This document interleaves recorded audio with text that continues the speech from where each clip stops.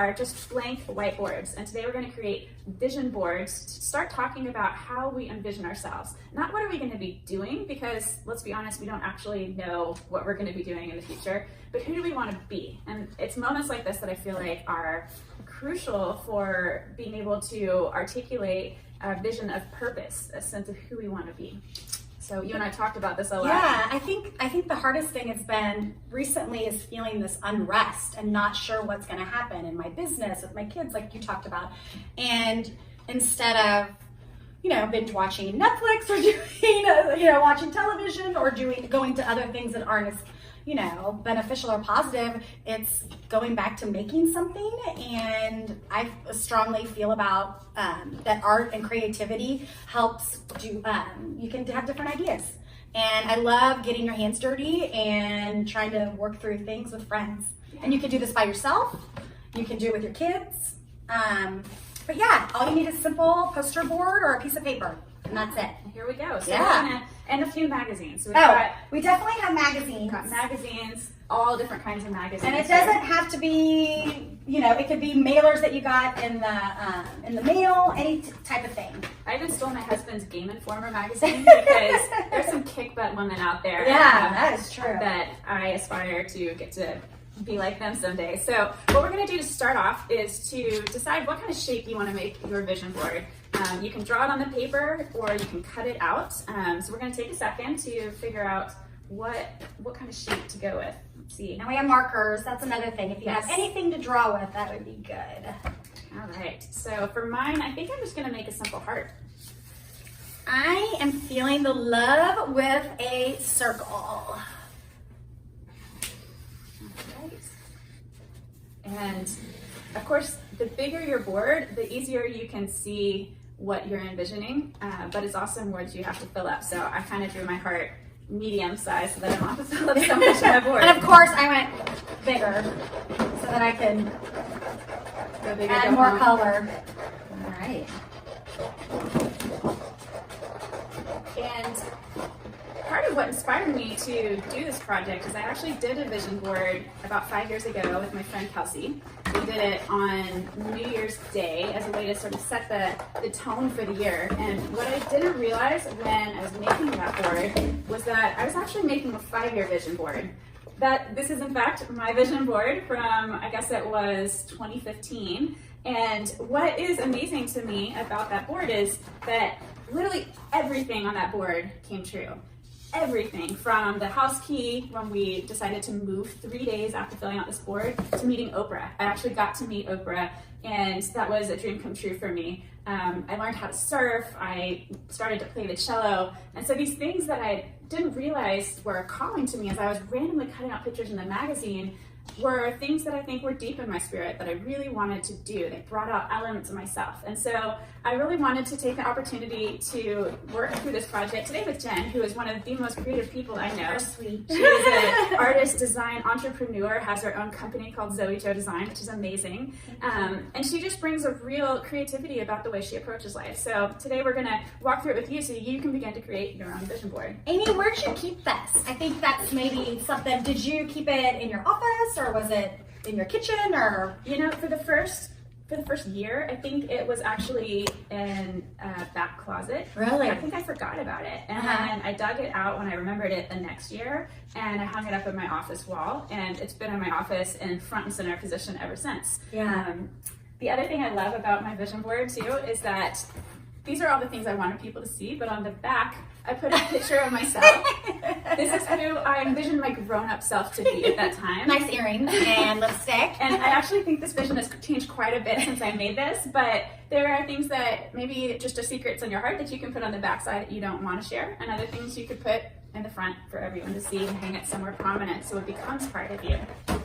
Yeah, I definitely feel really strongly about surrounding yourselves with images that fuel your soul. And I know, we're in my house, and behind me, I just feel like when you're even decorating or doing things, or you're in your office, and if you have a quote you love, or there's some beautiful painting that you saw online and you have a picture of it behind you, I think being around things daily and seeing things just helps lift your spirits and also tells your story. So I love that you keep that in your office. I love it. I love Yeah. it. I love this setup too. I think it Yeah. really helps us to envision you on a wall. So Yeah, and I think it's everybody a should. vision It board. doesn't have to even, be this curated thing, but just I know you're a component of having quotes around and things, and maybe even on your mirror, putting something that you want to kind of manifest and say every day. Surrounding yourself with positivity. Positivity. So you did something else I loved, and with your extra white paper board, she did this. Oh, I ripped it. Ripping the extra white space. Yeah. I think that this can be symbolic of just getting rid of some of the things, the fears that hold you back, the things where say, I tried it didn't work. I can never do that. I don't know what's going to happen. I feel insecure. I feel all alone. And just take a moment and let yourself rip and throw. I think it's really fun to just, it's therapeutic. And not be, oh my gosh, we can rip all day. And it's also not, you can, and what I love about this, rip it up and you can reuse it. Yep. Do you know what I mean? You can color it, you can use it as scraps, you can do whatever, anything you want with it. Love it. I feel make a mess, a beautiful mess. Love it. All right, so now we have our shape. And now what we're going to start to do is flip through a few magazines together. This is a great fun part of it. And find images that just speak to you. You may not know why they're speaking to you, but anything that catches your eye that says, yeah, this is something that interests me, go ahead and rip it out. You may or may not use it, but you can rip the whole page. You could just rip a portion of it. And then you can start to make a little pile of things. So we're going to go, we're going to work on this for a few minutes, and then we'll show you what we came up with. So what I like this one a lot.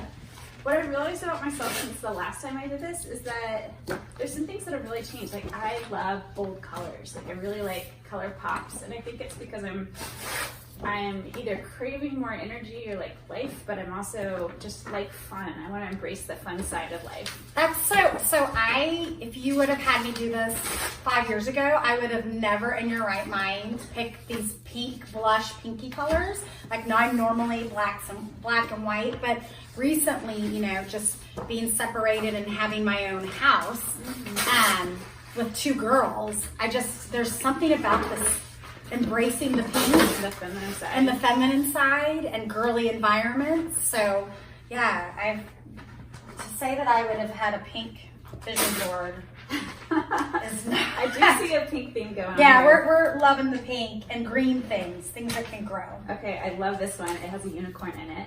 Stop like it. in a fantasy world. I think I've been leaning into escapism with my reading lately because of everything going on in the world. I just want to have some space to just not think about the seriousness of the world sometimes. And I have been watching a show that deals with time travel, and show? Outlander. Oh, yes. and history. But the fact that I have Googled, is it possible to travel back in time? On multiple occasions. But I definitely, and also comedies. Like, I've been watching some really smart, funny comedies lately too. Oh, a runner one. Maybe I need a this run. magazine is speaking to me. Is that the Home magazine? Yes. Their color has HGTV. everything. It has. I'm loving the color. I'm loving fun, and I like patterns. Maybe a little bit of order in my life. So now we're going to go through and pick out just the pieces that we want and start gluing them onto our board until we've covered up the entire vision board. Yeah, and I think because we were talking a little bit through we looked at words, right? Mm-hmm. We have some words. Some of us color spoke to us when we were looking through the magazines, patterns, people. Yeah. Travels. Travels. Travel right now. I know. I like this one, Dare to Commit. I think that finding ways to really work on self-discipline right now is speaking to me.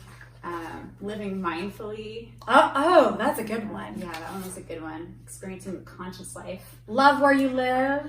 Ooh, I like that. Cuba. Tell me more about Cuba. Oh, Cuba's on my list of somewhere I want to go.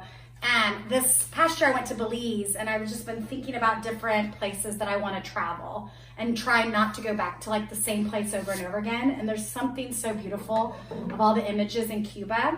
So that is on my list. Awesome. Manifest that. And just...